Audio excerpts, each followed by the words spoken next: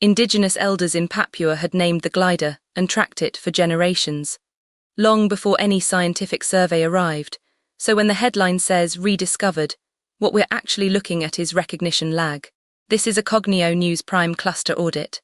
Frame Audit 002, Civilizational Memory Recall 9.0, 4 recent stories, 4 claims of institutional discovery, 4 systemic omissions of prior knowledge holders. 4 cases, 1 Papua, May 2026, a glider species reported as rediscovered by Western science. The wire piece runs in MSN. The headline frames it as a scientific event. The accompanying analysis names what the elders had already known. The species was alive, observed, named, integrated into local knowledge systems for generations. 2. Nova Scotia. Premier Tim Houston denies that the Mi'kmaq hold treaty rights to the cannabis trade. Saltwire reports it as a provincial jurisdiction dispute. The omitted prior here carries serious weight. Treaty 61, 1725, and the 1860s ratifications. The Mi'kmaq legal framework is called Netukulimk, trade embedded in reciprocity and environmental stewardship. It predates Canadian Confederation by more than a century. The Premier's framing treats Indigenous rights as negotiable. The treaties say otherwise. 3. Australia. April 23. The Conversation publishes an academic piece headlined, "I rediscovered a forgotten legal rule." The rule itself, a constitutional pathway for Indigenous sovereignty, was never lost. It was on the books, it was simply not actioned. 4. Smithsonian Magazine. Australian chefs and farmers, rediscovering native ingredients. The omitted prior here is the 65,000-year Aboriginal land management baseline. And, quietly, the absence of any benefit-sharing framework with the original stewards. Across all 4 stories, the dominant frame does the same thing. It privileges the institutional recognition event, the journal paper, the legal opinion, the chef's restaurant menu, as the legitimating moment. And in privileging that event, it omits 3 things: the prior knowledge holder, the transmission mechanism, oral tradition, treaty law, generational land management practice, and the colonial history that made rediscovery the available verb in the first place. The technical name for this is frame lock-in. The evidence type the frame accepts is institutional, written, recent.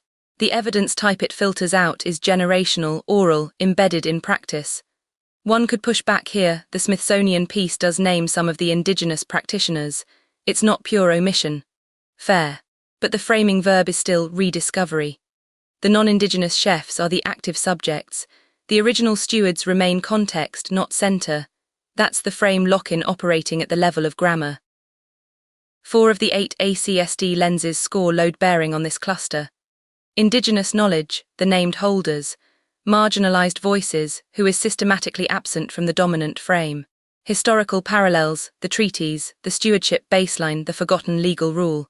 And trickster knowledge, which is the irony at the center of this cluster. Institutions playing the fool by mistaking their own ignorance for the absence of data. Future modeling, cross-cultural wisdom, scientific evidence, and artistic and spiritual all register here too, but secondary. The 4 named are doing the work. Here's what's actually surfacing. Papuan elders, named in the source, tracking the glider through generational transmission, oral tradition that functioned as a longitudinal monitoring record across centuries. Treaty 61, 1725. A negotiated agreement that recognized Mi'kmaq trade sovereignty before the Canadian state existed. And inside it, Netukulimk, a legal philosophy that embedded trade within reciprocity with the land.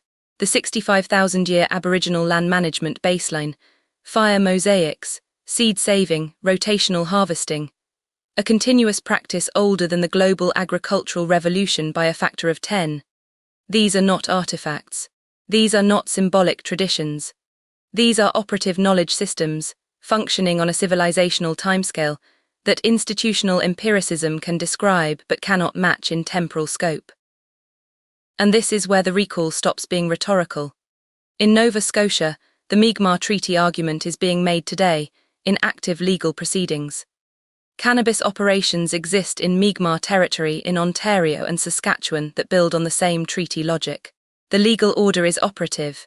In Australia, the rediscovered constitutional rule is a live pathway for sovereignty reform.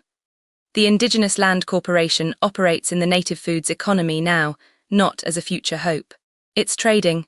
In conservation policy, the Papua case is one of a growing pattern. Indigenous ecological knowledge is being reintegrated into species recovery frameworks across multiple jurisdictions.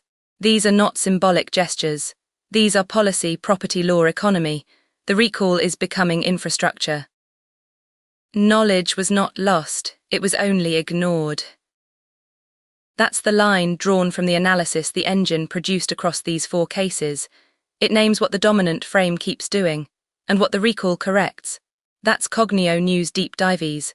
The full source is linked in the show notes.